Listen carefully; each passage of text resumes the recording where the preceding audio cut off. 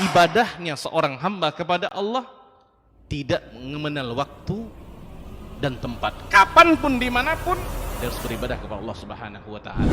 Harga diri seorang mukmin itu di sisi Allah lebih besar daripada kehormatan Ka'bah sendiri. Nah, nikmat seorang mukmin lebih besar daripada itu. Man amila li akhiratihi kafahullahu amra dunia. Barang siapa yang beramal untuk akhiratnya, Allah akan cukupkan baginya urusan dunianya. Berjuang dengan harta untuk membela agama Allah Subhanahu wa Ta'ala, hendaklah menjadi penopang terhadap dakwah ini, bukan sebaliknya yang menghalangi dakwah ini, tapi jadilah keluarga muslim. Bismillahirrahmanirrahim. Assalamualaikum warahmatullahi wabarakatuh. Innal hamdalillah nahmaduhu wa nasta'inuhu wa nastaghfiruh wa na'udzu billahi min shururi anfusina wa min sayyiati a'malina. May yahdihillahu fala mudilla lahu wa may yudlilhu falan tajida lahu waliyyan mursyida. Asyhadu an la ilaha illallah wahdahu la syarika lah wa asyhadu anna Muhammadan abduhu wa rasuluh la nabiyya wa la rasula ba'da. Ikhwati fillah, ma'asyiral hadirin wal hadirat, rahimani Allah wa iyyakum. Mari sama-sama kita awali kajian kita di subuh ini dengan memperbanyak ungkapan puji dan syukur kepada Allah Subhanahu wa Ta'ala. Alhamdulillah atas izin dan karunia Allah, kita pagi ini bisa duduk di majelis ilmu, sebuah majelis yang mudah-mudahan bisa menjadi wasilah untuk mendapatkan kemuliaan kita yang sesungguhnya di sisi Allah Subhanahu wa Ta'ala. Yarfa'illahu allazina amanu minkum wallazina utul ilma darajat. Allah mengangkat derajat orang-orang yang beriman dan orang-orang yang berilmu untuk mendapatkan kemuliaan dan ketinggian derajat kita di sisi Allah Azza wa Jalla. Berdasarkan kepada ayat tadi ada dua. Yang pertama dengan iman, dan yang kedua adalah dengan ilmu. Ilmu yang dimaksud di sini adalah ilmu yang diamalkan.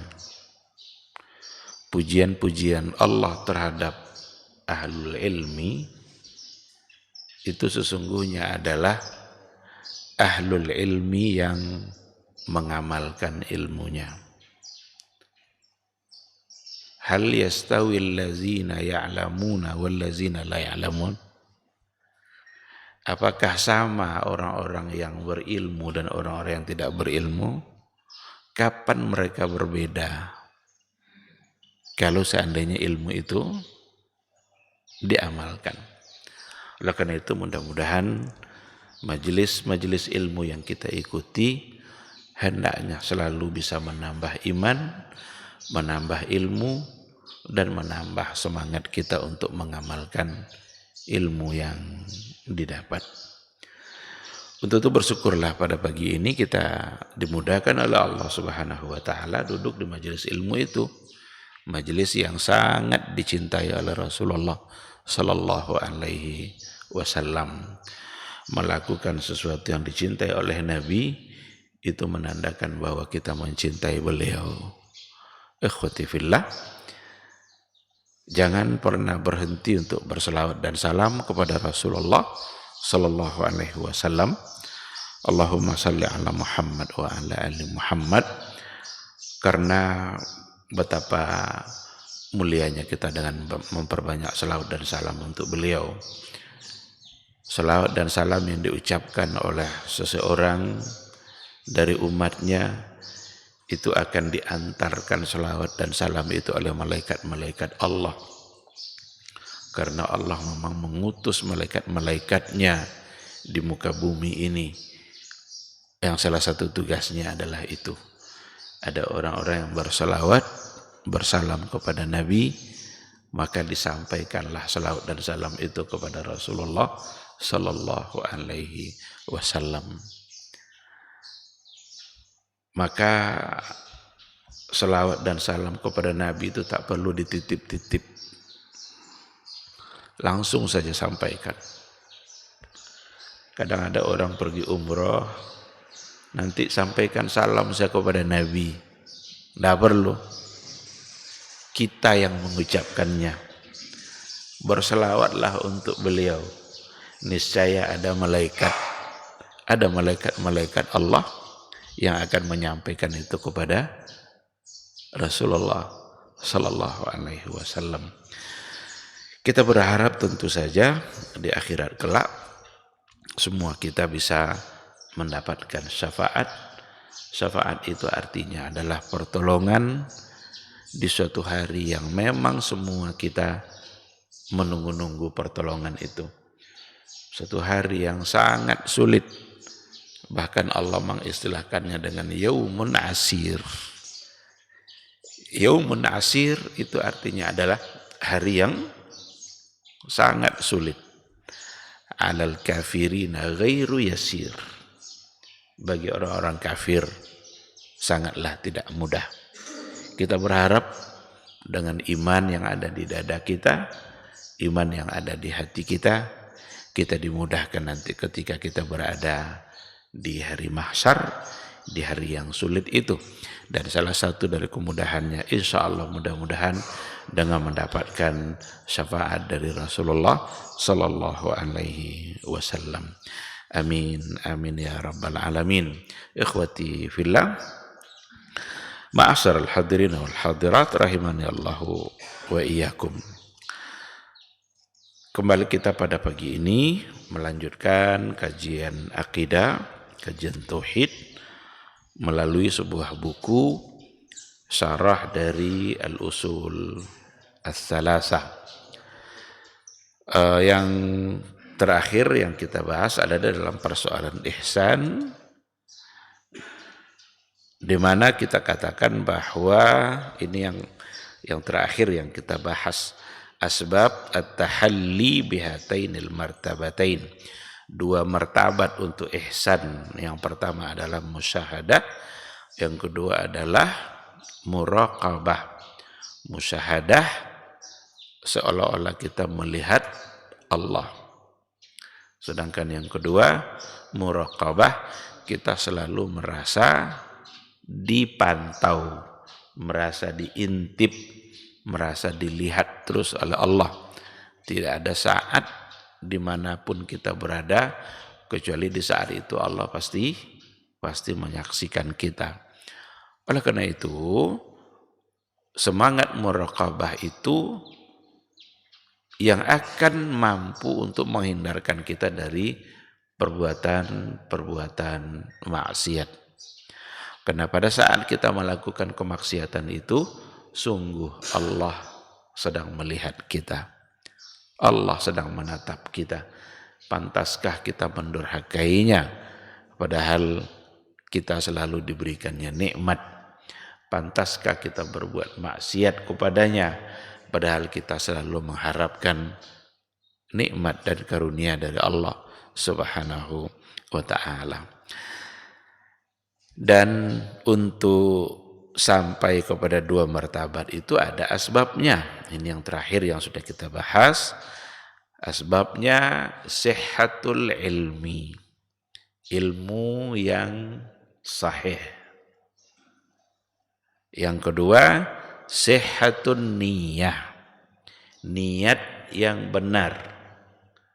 Jadi sekedar ilmu benar saja itu tidak cukup.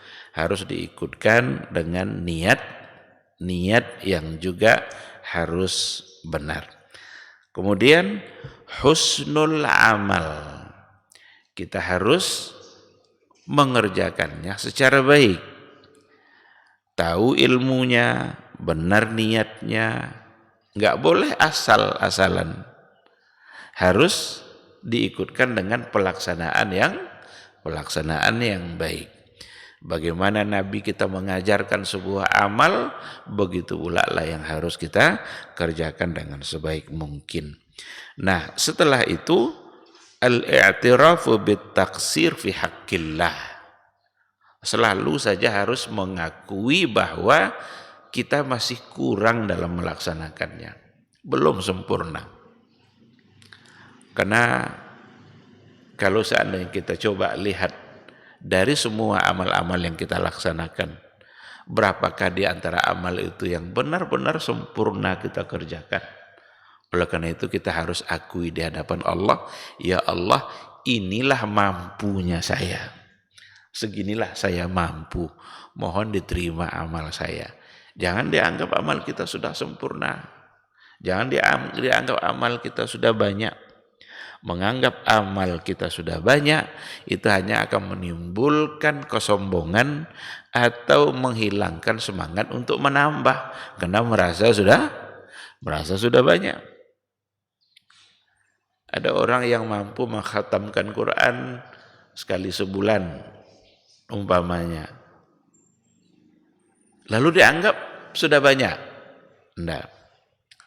Ada orang yang sudah berkali-kali umroh, berkali-kali haji, sholat di sana itu kan luar biasa fadilahnya. Di Masjidil Haram, di Masjid Nabawi, dua masjid yang paling mulia di muka bumi Allah ini, yang sholat di sana itu fadilahnya, keutamaannya berlipat-lipat. Kalau ada orang yang berkali-kali umroh, tentu banyak dia dapat. Bolehkah dia merasa amalnya sudah banyak, sudah sempurna? Tidak. Kenapa demikian? Karena kita tidak tahu dari semua yang kita kerjakan itu kira-kira berapa yang diterima oleh Allah Subhanahu wa taala. Tidak ada di antara kita yang mengetahui berapakah yang sudah diterima. Kita hanya bisa berharap Allah menerima. Itu doa yang harus selalu kita ucapkan. Taqabbal minni, terimalah dari saya ya Allah. Diterima oleh Allah, nanti kita lihat dalam hisab kita. Nanti di hari mahsyar semuanya akan diperlihatkan. Oleh karena itu, perbanyak ilmu, luruskan niat, benarkan amal, baikkan amal kita, dan akui di hadapan Allah bahwa kita belum mampu mengerjakannya secara sempurna. Maka kita berharap juga kekurangan-kekurangan dari semua amalan kita hendaknya diampuni oleh Allah Subhanahu wa ta'ala. Ikhwati fillah, ma'asyiral hadirin wal hadirat, rahimani Allah wa iyyakum. Sekarang akan kita lanjutkan masih dalam pembahasan al-ihsan. Ihsan itu dalam pelaksanaan, dalam aplikasi, dalam kehidupan kita sehari-hari itu akan ada nanti pada dua hal. Ihsan. Yang pertama adalah al-ihsanu fi ibadatillah. Ihsan di dalam menyembah Allah. Ihsan di dalam beribadah kepada Allah. Ihsan di dalam mengabdikan diri kita kepada Allah. Itu yang pertama. Yang kedua, al-ihsanu ilal khalqi. Al-ihsan ilal khalq. Ihsan kepada makhluk. Jadi yang pertama, ihsan kepada Allah. Ini dalam bentuk ibadah-ibadah yang kita laksanakan. Yang kedua, ihsan kepada makhluk. Kita juga dituntut. Nanti akan kita lihat itu. Berapa banyak itu hadis-hadis yang disampaikan oleh Nabi. Dan ayat-ayat Al-Quran. Ihsan kepada manusia. Bahkan ihsan kepada hewan. Wa bil walidaini ihsana. Nah, berarti ada dua. Yang pertama, al-ihsan fi ibadatillah. Ihsan dalam beribadah kepada Allah. Wa yatahaqqaqu al-ihsanu fi ibadatillah bi amrayn. Ihsan di dalam beribadah kepada Allah itu akan terwujud dengan dua hal. Al-awwal, bil ityani bil wajibati wa takmiliha bijinsiha minan nawafilil mustahabbat. Jadi yang pertama sekali, ihsan kita dalam beribadah kepada Allah itu adalah bil ityani bil wajibat, dengan melaksanakan al wajibat, semua perkara-perkara yang diwajibkan oleh Allah Subhanahu wa taala, wa takmiliha bijinsiha minan nawafil al mustahabbat, dan menyempurnakan perkara-perkara yang wajib itu bijinsiha minan nawafil, dengan ibadah yang sejenisnya minan nawafil, dari yang nawafil. Nawafil itu nafilah, dan nafilah itu artinya adalah perkara-perkara yang disunnahkan. Ini poin pertama. Jadi ihsan kita dalam beribadah kepada Allah pertama kali dengan mengerjakan perkara-perkara yang wajib, dan menyempurnakan hal yang wajib itu dengan mengerjakan yang sunnah-sunnah. Oleh karena itu, cara yang paling tepat untuk mendekatkan diri kepada Allah Subhanahu wa taala itu dengan mengerjakan perkara-perkara yang difardukan dan yang diwajibkan oleh Allah. Salat, puasa, zakat, haji, ini sebagai rukun. Dan ini adalah al-wajibat. Dan kalau kita lihat dalam buku-buku fikih atau dalam buku-buku hadis, di situ akan termuat banyak sekali perkara-perkara yang wajib itu dalam ibadah, dan nanti ada perkara-perkara yang disunnahkan dalam ibadah-ibadah kita. Salat yang wajib itu kan cuma 5, sisanya sunnah. Puasa yang wajib itu kan cuma Ramadan, sisanya sunnah. Puasa Arafah, puasa Muharram, Senin Kamis, puasa Daud, itu semua adalah yang sunnah-sunnah. Yang wajibnya cuma Ramadan. Dalam perkara harta, yang wajibnya cuma zakat, sisanya sunnah. Infak, sedekah, wakaf, hibah, itu semua adalah perkara-perkara harta. Yang wajib dalam perkara harta kita itu hanyalah zakat, dan zakat baru diwajibkan ketika sampai haul dan sampai nisab. Ketika tidak sampai nisab, maka belum ada kewajiban zakat. Tapi apakah ada perintah untuk memberikan harta agar digunakan oleh orang lain selain zakat? Ada. Meskipun tidak sampai haul dan nisab. Kalau sampai haul dan nisab itu sudah menjadi kewajiban. Kalau tidak juga dikerjakan sampai haul nisab, tidak juga dikerjakan zakat, itu berarti keterlaluan. Karena Allah sudah beri lebih. Tapi ada perkara-perkara yang sebelum sampai pada tingkat kewajiban itu, Allah juga akan uji iman kita dalam persoalan harta ini. Mau tidak kita memberikannya? Padahal tidak wajib loh, belum sampai ke tingkat wajib. Oleh karena itu, semua kewajiban-kewajiban tadi itu selalu saja ada sunnah-sunnahnya.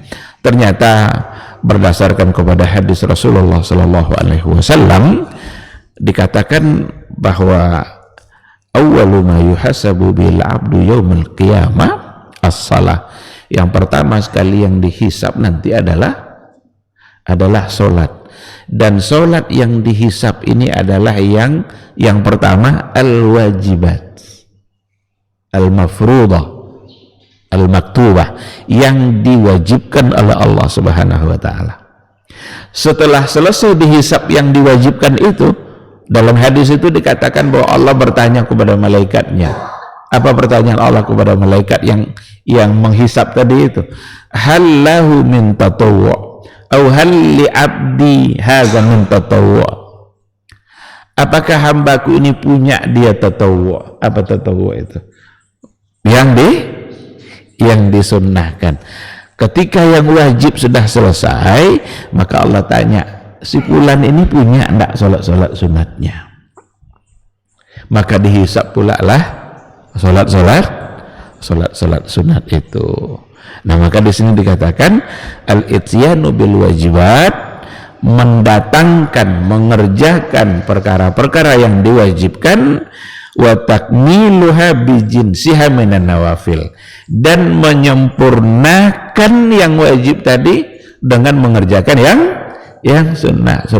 Ternyata fungsi ibadah-ibadah sunnah itu untuk menyempurnakan kekurangan-kekurangan yang ada pada ibadah-ibadah yang wajib.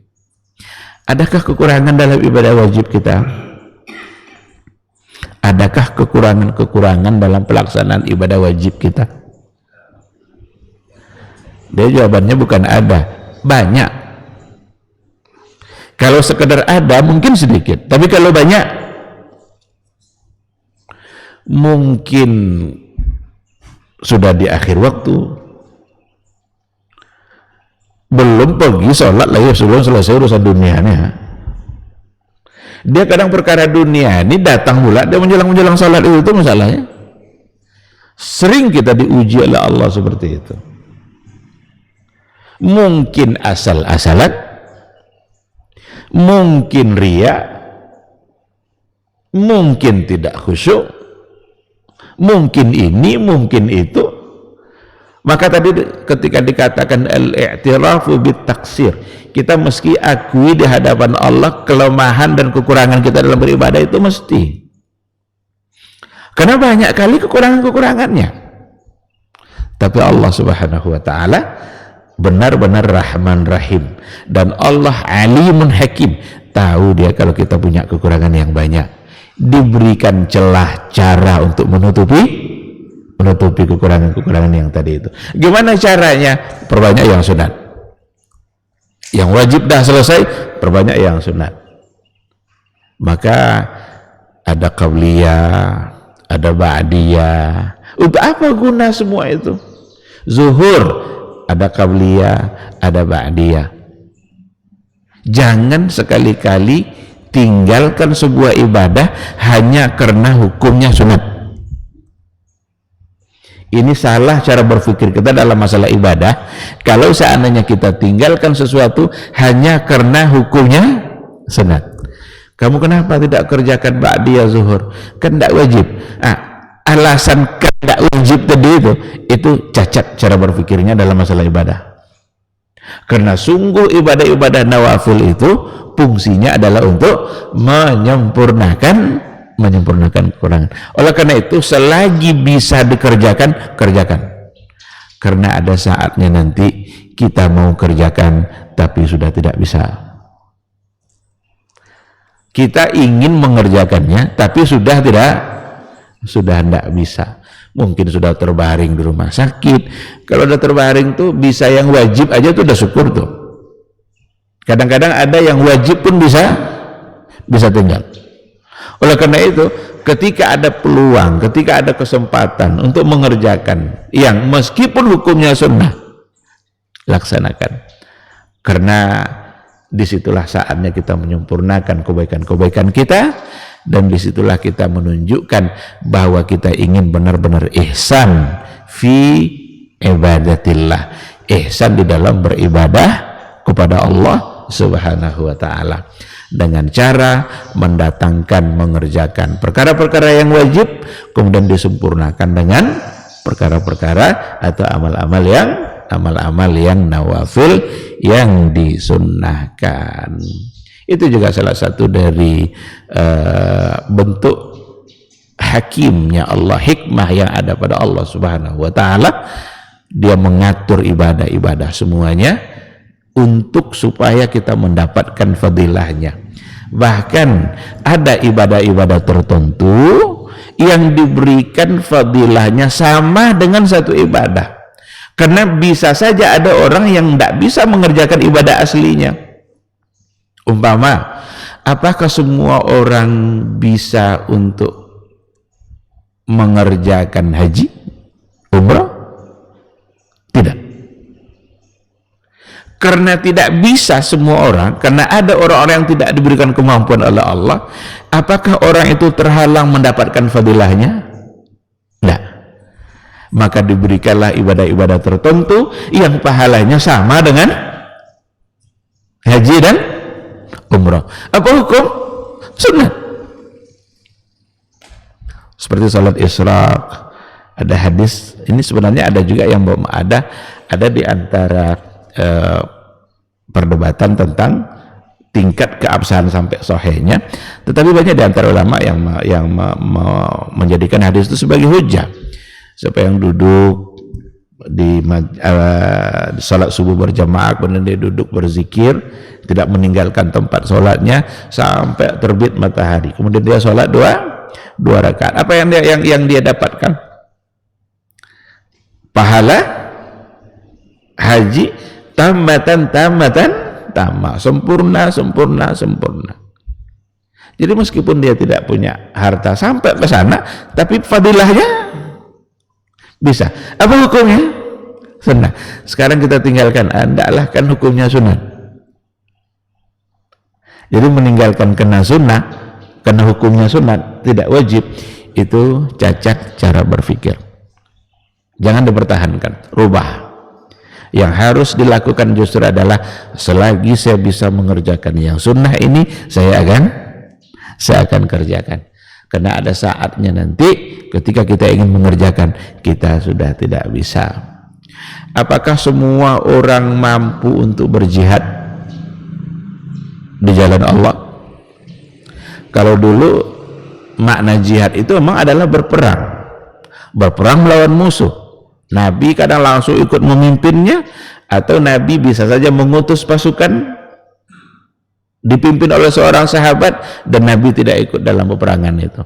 Maka ada namanya al-ghazwah, ghazawat, ada yang saraya, ada yang Nabi langsung ikut, ada yang Nabi tidak ikut. Tapi apakah semua orang bisa ikut berjihad?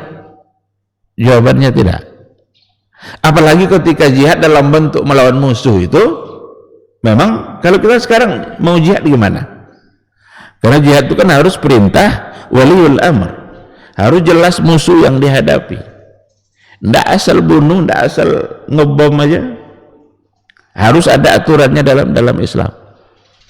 Tetapi untuk mendapatkan fadilah jihad, ada amal-amal lain yang diatur oleh Islam sendiri, yang terkadang dari segi hukum amalan tersebut adalah sunnah. Nah, oleh karena itu, ikhwati fillah, poin yang pertama, untuk mewujudkan ihsan dalam beribadah kepada Allah itu adalah dengan mendatangkan, mengerjakan perkara-perkara wajib, dan kita sempurnakan dengan hal yang bersifat nawafil. Yang kedua, as-sani, untuk mewujudkan ihsan dalam beribadah kepada Allah, dalam menyembah Allah, bijtinabi al-manhiyati wattiqa'is syubuhat, dengan menjauhi perkara-perkara yang dilarangnya, wattiqa'is syubuhat, dan menjaga diri kita dari perkara-perkara yang syubhat.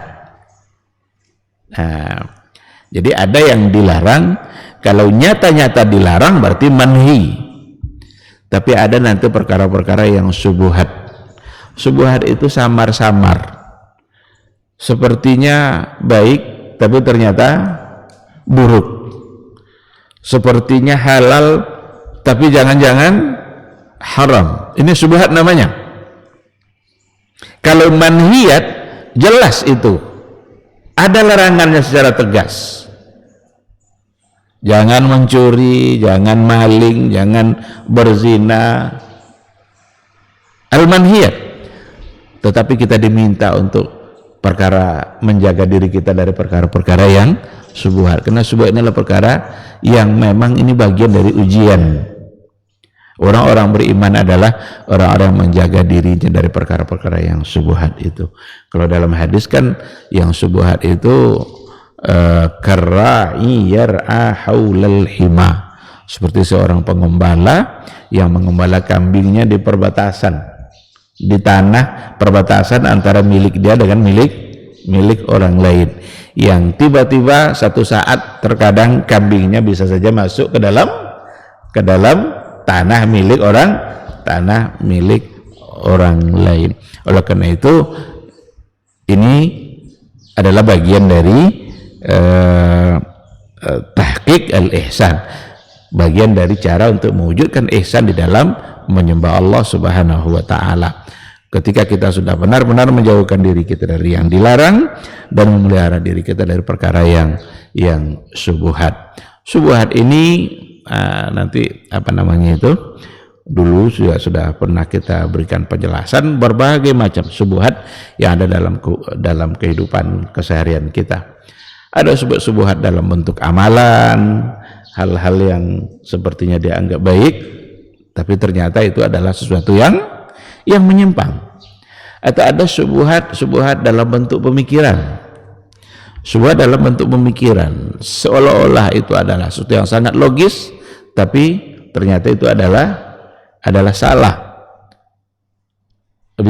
Syubhat, ada syubhat fikriyah, syubhat dalam bentuk fikiran, ada syubhat amaliyah, syubhat dalam bentuk amalan. Berapa banyak hal-hal yang dianggap baik tapi ternyata tidak.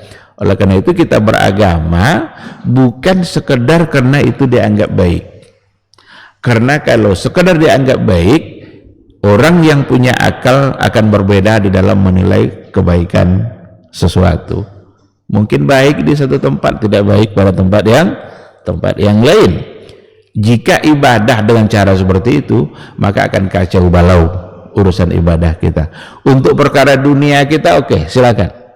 Tapi kalau untuk perkara ibadah, maka bukan hanya sekedar baik saja, tapi apakah yang dianggap baik tadi punya landasankah, punya dasarkah, punya dalilkah atau tidak.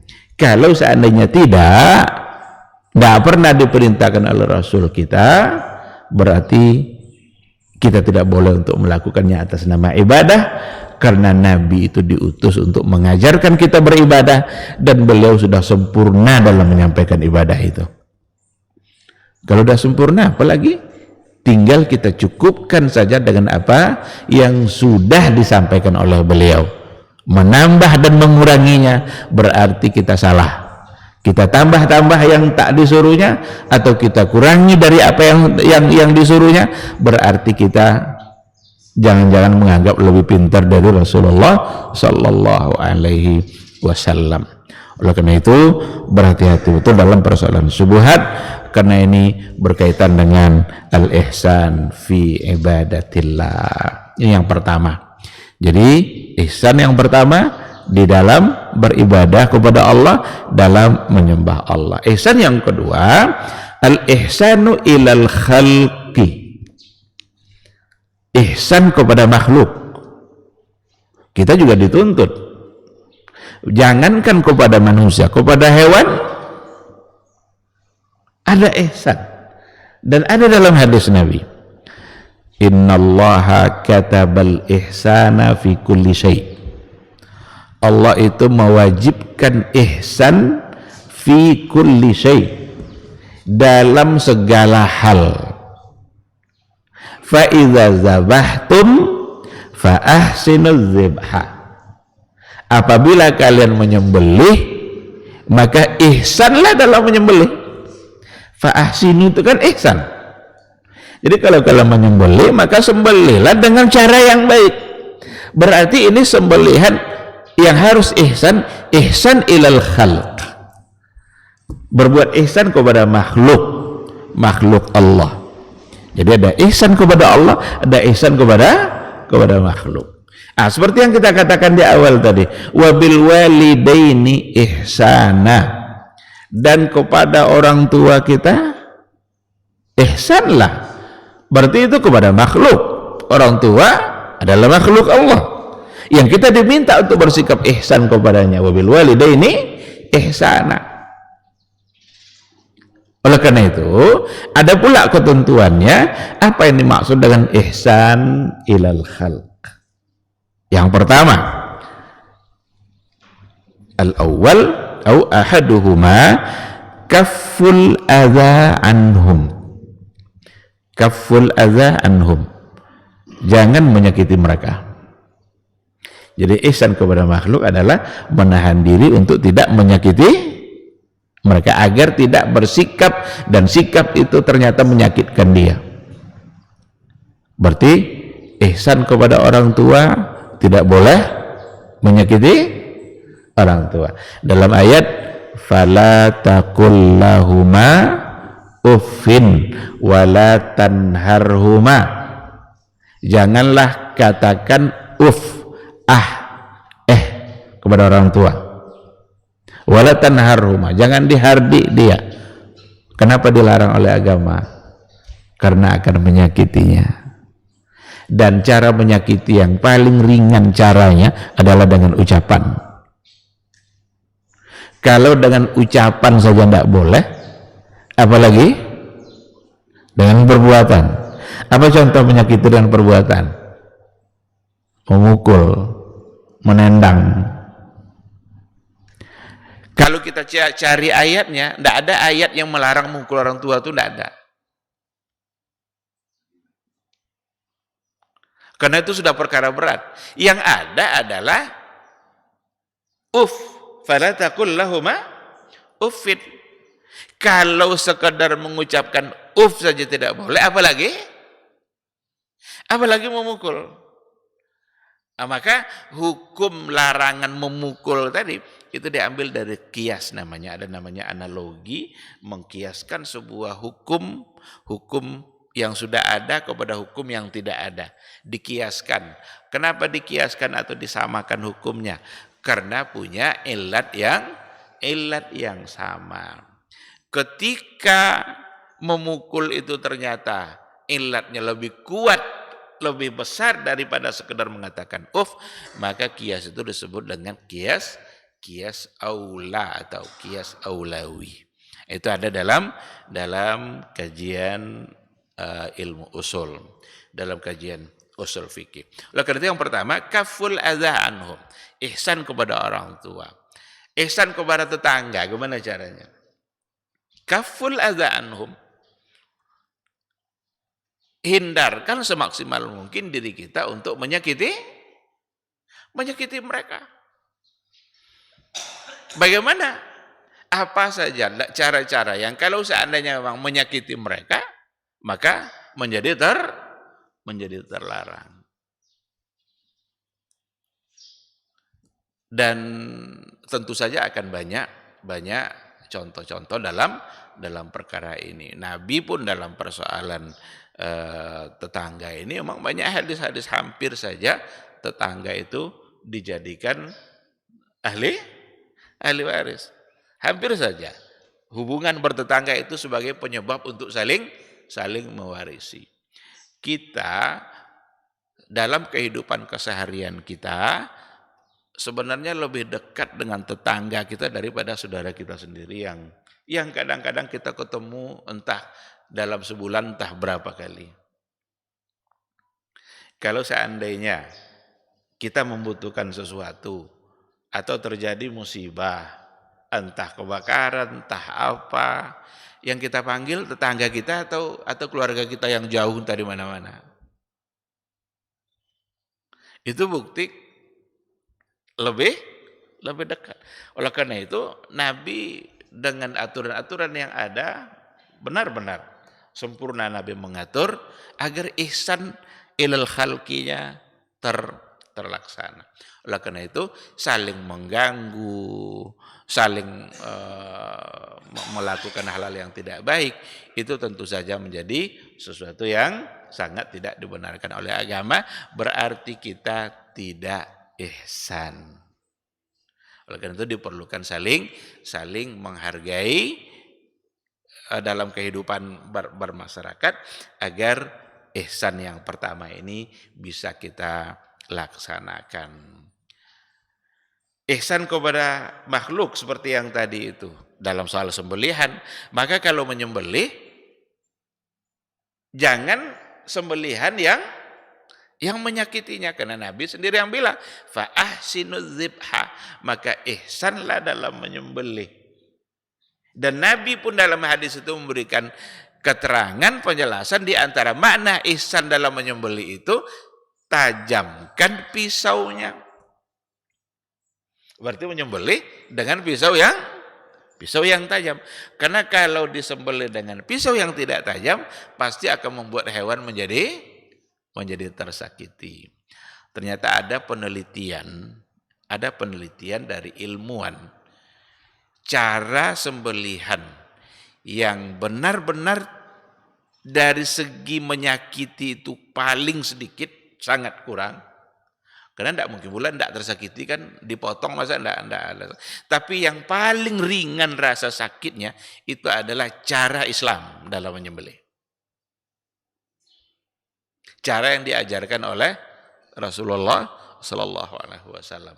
Coba tengok umat-umat yang lain dalam menyembelih. Bagaimana mereka membunuh dan menyembelih. Ada yang ditusuk pakai pisau dari bagian belakangnya. Ada yang seperti itu.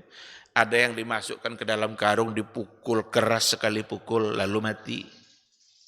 Itu cara mereka menyembelih. Karena mereka tidak dapat bimbingan dari Allah. Ketika bimbingan itu datang dari Allah, bagaimana cara menyembelih? Jadilah itu cara penyembelihan yang paling ringan rasa sakitnya. Dan itu cara yang dilakukan oleh Nabi. Menyembelih pada lehernya dengan memutuskan urat-urat yang ada pada leher. Bahkan kalau benar-benar sesuai dengan cara yang diajarkan Nabi itu, hewan itu baru merasa sakit beberapa saat setelah dia disembelih. Baru dia tahu kalau dia disembelih. Kalau tidak dia merasa nyaman saja, seolah tidak terjadi apa-apa. Tapi ketika darah semuanya sudah keluar, barulah dia ada merasakan sakitnya. Jadi rasa sakit yang paling ringan dalam sembelihan itu adalah cara yang diajarkan oleh Rasulullah Sallallahu Alaihi Wasallam. Ini, jadi itu beberapa contoh kaful adza anhum, menahan diri untuk tidak menyakiti mereka. Apapun nanti ketika itu membuat orang menjadi tersakiti, tentu itu sesuatu yang tidak dibolehkan oleh agama. As-sani, yang kedua, tahammul adza al-mu'zina minhum wal ihsanu ilaih. Kalau tadi dia menahan diri untuk menyakiti orang lain. Yang kedua, menahan diri untuk membalas ketika orang menyakitinya. Ini lebih berat nih. Menahan diri untuk tidak membalas ketika orang menyakitinya. Cuma di sini diberikan memang penjelasan wal ihsanu ilaih, tetap saja berbuat baik kepada orang seperti itu, maka nafi dzalika maslahah rajihah. Kalau memang dengan sikap seperti itu yang lebih maslahat atau lebih baik. Kita sudah siap ini untuk tidak menyakiti orang lain. Kita tahan lidah kita sehingga orang lain tidak tersakiti. Kita tahan tangan kita sehingga orang lain tidak tersakiti. Sukses yang pertama ini, pindah pada yang kedua. Dan ini lebih berat. Apa itu? Tahan diri untuk menyakiti orang lain yang menyakiti kita. Maka ada hadis Nabi mengatakan beberapa perkara yang akan membuat kita benar-benar mulia di sisi Allah. Apa di antara perkara itu? Maafkan orang yang menzalimimu. Beri orang yang tidak mau memberimu. Ada orang tidak mau diberi kita. Diharamkannya hartanya untuk kita. Satu saat ternyata dia memerlukan. Kita yang memberi. Bisa tidak ada. Memaafkan dia yang menyakiti kita. Kalau kita ingin mendapatkan kemuliaan di sisi Allah, inilah caranya. Ini secara konsep mudah nih, menyampaikan mudah juga nih. Tapi kita semua diuji oleh Allah untuk mengamalkannya. Bisa atau tidak itu masing-masing kita yang akan yang akan berupaya untuk membuktikannya. Orang berbuat buruk tapi kita malah balas dengan baik. Ada Abu Hanifah, dia punya tetangga Yahudi. Tetangga ini selalu menyakiti Abu Hanifah. Setiap pagi Abu Hanifah keluar mau ke masjid dari rumahnya, selalu ada kotoran. Besok keluar subuh-subuh mau ke masjid, ada kotoran. Dan dia tahu yang melakukan itu adalah tetangganya itu. Satu ketika keluar dari masjid, tidak ada kotoran itu. Kok tidak ada nih katanya. Biasanya ada, sekarang kok tidak ada. Dicari tahu, ternyata tetangganya dimasukkan ke dalam penjara. Bu Hanifah nanya, kenapa dia dipenjarakan? Karena dia tidak bisa bayar hutang. Dan yang punya piutang menuntut ke hakim agar dia dipenjarakan, maka dipenjarakan. Apa dilakukan oleh Abu Hanifah? Datang dia ke yang memenjarakan tadi, yang punya piutang. Berapa hutang sebulan itu kepada kamu katanya? Sekian dinar. Dibayar sama Abu Hanifah. Tolong suruh dia keluarkan lagi dari penjara. Dibayarnya hutang. Heran yang Yahudi tadi itu, kok saya tiba-tiba keluar ini? Apa yang buat saya bisa keluar? Barulah dia tahu ternyata yang membayar hutangnya itu adalah Abu Hanifah. Semenjak itu dia menyesali perbuatannya dan tidak pernah menyakiti Abu Hanifah. Bisa? Bisa macam itu? Ini yang ihsan yang poin 2 nih. Tanggung akibatnya orang yang berbuat salah sama kita, tahan diri untuk agar tidak dibalas keburukannya, bahkan wal ihsanu ilaih. Dan tetap saja berbuat ihsan, tetap saja berbuat baik. Ini level-level Abu Hanifah. Tetapi ini adalah sejarah, ini kisah-kisah yang tentu untuk ditauladani. Karena jauh sebelumnya Nabi kita juga sudah membuktikannya. Diletakkan kotoran di tungkuknya, di pundaknya, malah tidak dibalas dengan itu. Nabi membuktikan. Poin yang kedua ini, Nabi dalam catatan sejarahnya sudah membuktikan. Ada Da'sur namanya. Da'sur itu cita-cita tertingginya bunuh Nabi. Jadi keinginan tertingginya adalah bunuh Nabi. Nampaklah dia Rasul sendiri di bawah pohon. Apa kata Da'sur? Ini peluang nih. Ini kesempatan nih. Datang dia ke hadapan Nabi, diacungkan pedangnya, dia bilang, "Ya Muhammad, siapa yang bisa menghalangi saya untuk membunuh kamu?" Satu kata jawaban Nabi, Allah. Satu kata saja. Ketika Nabi bilang Allah, jatuh pedang Da'sur. Menggigil, gemetar tangannya, jatuh pedang. Diambil pedang sama Nabi. Da'sur. Siapa yang bisa menghalangi saya kalau saya mau bunuh kamu pakai pedang kamu sendiri? Tidak ada. Kecuali kalau kamu yang memaafkannya. Dibunuh sama Nabi? Tidak. Tahammul adza al-mu'zin. Nabi sudah membuktikan. Abu Hanifah dalam catatan sejarah tadi sudah membuktikan. Kita lagi siap tidak untuk membuktikan. Memohonlah kepada Allah agar dimudahkan untuk melakukan poin yang kedua ini. Bersabar di dalam menghadapi keburukan-keburukan orang lain dengan cara tidak membalasnya. Dan kalau memang itu sanggup dilaksanakan, itu rif'ah, minar rif'ah, itu dari bentuk kemuliaan seseorang. Kalau memang sudah bisa berbuat seperti itu. Ini dua poin. Jadi ihsan kepada Allah, beribadah, ihsan dalam bentuk ibadah kepada Allah, juga dalam bentuk 2 poin. Mengerjakan semua kewajiban-kewajiban yang disempurnakan, yang nawafil. kemudian menjauhi perkara-perkara yang dilarang dan yang syubhat. Sedangkan ihsan kepada makhluk itu juga pada 2 poin. Yang pertama, tahan diri kita untuk jangan sampai menyakiti orang lain. Yang kedua, tahan pula diri kita untuk membalas ketika orang lain menyakiti, dan tetaplah berbuat baik makana fi dzalika maslahatun rajihah, selagi memang itu ada di situ kemaslahatan yang kuat. Tapi kalau dengan membiarkannya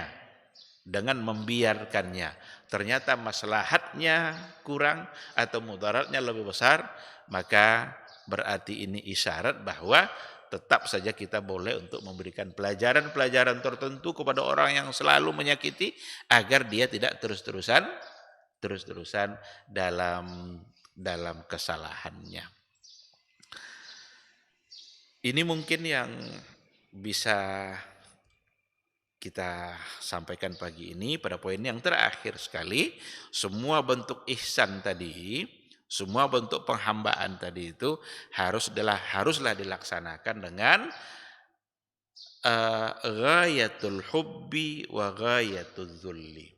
Al-khaufu war raja. Al-khaufu itu rasa takut kita kepada Allah, dan raja itu adalah harapan-harapan yang kita tunggu dari janji-janji Allah terhadap kebaikan-kebaikan yang dilakukan. Kita khaufnya harus ada, rasa takut itu harus ada. Kalau kita tidak beribadah, kita harus takut bahwa kita mendurhakai Allah. Ada ancaman-ancaman neraka yang disediakan oleh Allah, dan kita takut dengan nerakanya itu. Ada ar-raja, harapan-harapan yang dijanjikan oleh Allah bagi pelaku-pelaku ketaatan. Ada surga yang mengalir sungai di bawahnya, buah-buah apa saja ada di sana. Kita harus berharap untuk mendapatkan itu. Al-khaufu war raja. Jadi dengan demikian akan menjadi salah apa yang diyakini oleh sebagian orang-orang yang sufi, bahwa sesungguhnya dalam beribadah selagi kita mengharapkan surga berarti kita belum ikhlas. Jadi orang sufi bilang gitu, kalau kita beribadah selagi kita berharap surga berarti belum ikhlas. Bahkan sebagian mereka mengatakan, biarlah masuk neraka asal Allah ridha.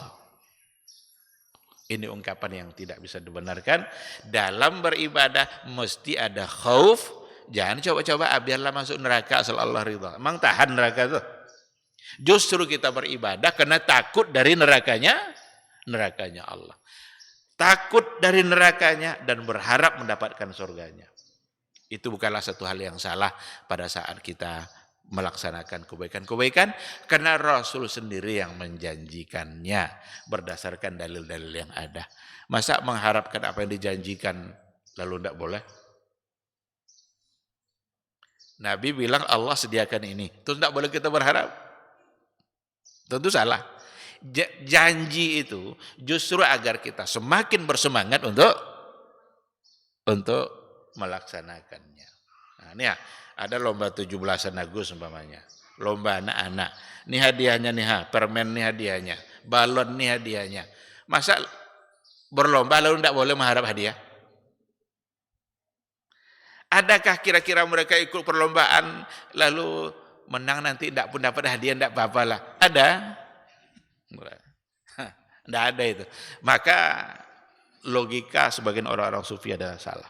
Yang benar adalah berharaplah untuk mendapatkan surga Allah dan takutlah dengan nerakanya Allah.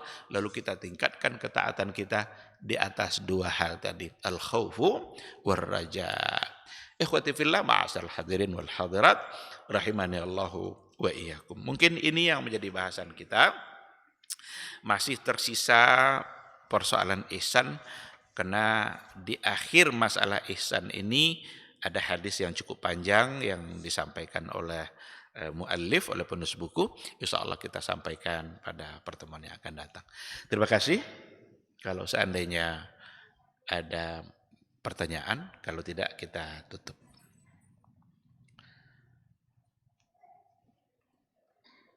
Pas.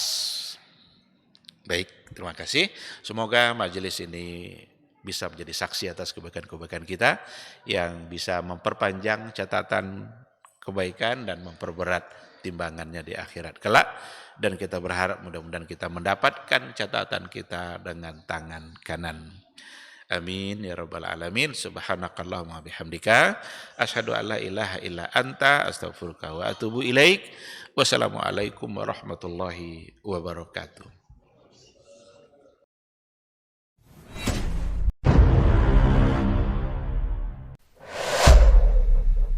Dunia dan seisinya ini bagi Allah tak sama nilainya dengan sebelah sayap lalat. Barang siapa yang beramal untuk akhiratnya, Allah akan cukupkan baginya urusan dunia. Sayati zamanun 'alan nasi as-sabiru fihim qalqabit al-jamarah.